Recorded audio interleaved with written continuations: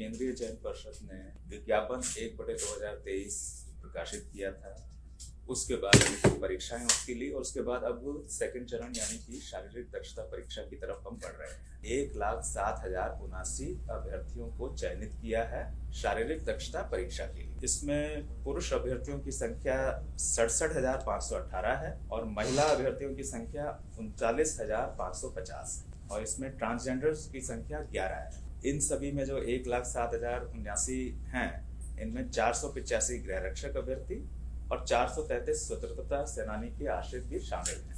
ये सभी सूचनाएं हमारी जो पिछली सूचना प्रकाशित हुई उसमें भी शामिल हैं। अब इन अभ्यर्थियों की शारीरिक दक्षता परीक्षा हम 9 दिसंबर 2024 से प्रारंभ करेंगे और ये 10 मार्च 2025 तक चलेगी, यानी 3 माह की अवधि के लगभग, बल्कि उससे थोड़ा ज्यादा ही समय तक ये परीक्षाएं चलती रहेंगी। और ये परीक्षा हम आयोजित करेंगे शहीद राजेंद्र प्रसाद सिंह राजकीय उच्च विद्यालय गर्दनीबाग में। प्रातः 7 बजे से ये प्रारंभ होगी और शारीरिक परीक्षा और उसके बाद फिर दस्तावेज सत्यापन के साथ ही ये समापन होगा। उसके पुरुष अभ्यर्थियों और महिला अभ्यर्थियों की परीक्षाएं अलग अलग दिन आयोजित की जाएंगी। ऐसा नहीं है कि एक दिन में दोनों को बुलाया जाएगा।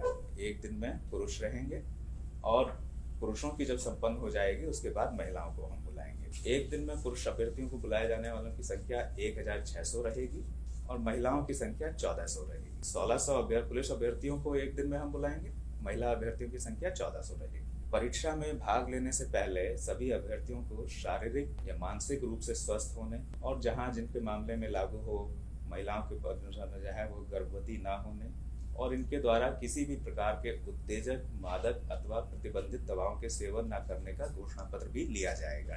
तो इन्हें ये घोषणा पत्र सभी अभ्यर्थियों को समर्पित करना होगा फॉर्म में।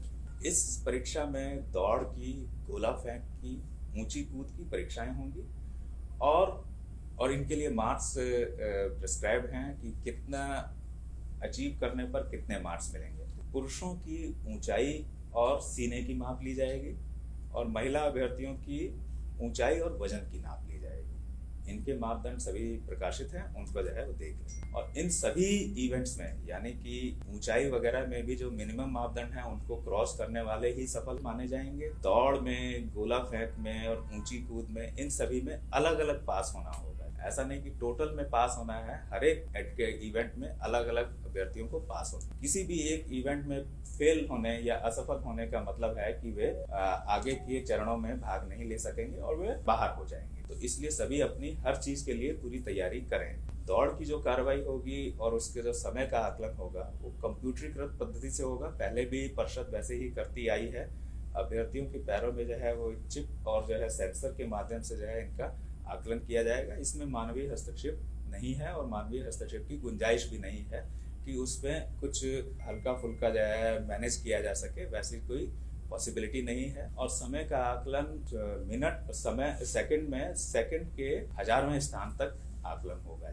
दस्तावेज सत्यापन होगा और इसमें ये भी जो है चीज है अभ्यर्थियों के लिए है कि जब वे आएंगे तो उनके प्रवेश पत्र जो एडमिट कार्ड है उसी के माध्यम से उनको प्रवेश की अनुमति होगी और फिर उसके बाद उनके बायोमेट्रिक्स लिए जाएंगे और उनका मिलान लिखित परीक्षा के समय जो बायोमेट्रिक्स फीचर्स हमने रिकॉर्ड किए, फिंगरप्रिंट्स, फोटोग्राफ, वीडियोग्राफ आदि, उनसे जो है उनका मिलान किया जाएगा। तो सभी अभ्यर्थी ये ध्यान रखें और उनके परिजन भी यह रखें कि किसी तरह के पररूप धारण के लिए वे प्रयास ना करें। दस्तावेज सत्यापन जो होगा वो उसके लिए हम सभी कैंडिडेट्स को उनकी कोटि के आधार पर किन दस्तावेजों के साथ आना है उसका भी हम स्पष्ट उल्लेख कर दे रहे हैं ताकि उन्हें स्पष्ट रहे कि उन्हें किन किन दस्तावेजों के मूल प्रतियों के साथ सत्यापन के लिए उपस्थित होना है। यहाँ पर मैं फिर से जो है वह दोहरा दूं कि इसके लिए किसी भी अभ्यर्थी को एक्स्ट्रा टाइम या एक्स्ट्रा डेट नहीं दी जाएगी और ना ही उनका अनुरोध माना जाएगा। उस दिन वे अपने प्रमाण पत्र सारे जो है ले करके आए, जो वे समर्पित करेंगे और जो जो है उनका मिलान किया जाएगा उसके आधार पर ही पर्षद उनके क्लेम के पुष्ट होने अथवा ना पुष्ट हो पाने के बारे में निर्णय लेगी। उनका अनुरोध बाद में समर्पित करने या समय विस्तार का मान्य नहीं होगा, उस समय के आधार पर ही उनका मान लिया जाएगा। EWS कैटेगरी के जो हृदय हैं उसके लिए वित्तीय वर्ष निर्धारित है कि किस वित्तीय वर्ष का आपको प्रमाण पत्र या आय एवं व्यय प्रमाण पत्र जो बोला जाता है उन्हें लेकर के आना है। वो हमारे सूचना में प्रकाशित है, उसी अवधि का वो लेकर के आए।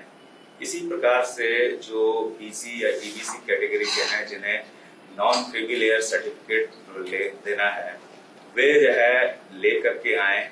उसमें ये भी है कि यदि उनका 1 वर्ष पूर्व की अवधि का निर्गत है, उसकी 1 वर्ष से ज्यादा हो चुकी है अगर, तो उन्हें साथ में एक पत्र होता है 18B, उसमें घोषणा पत्र, वो भी देना है। यानी कि जिनका एनसीएल सर्टिफिकेट 1 वर्ष से पहले का निर्गत है, उन्हें सर्टिफिकेट प्लस घोषणा पत्र दोनों देना है, एक से काम नहीं चलेगा।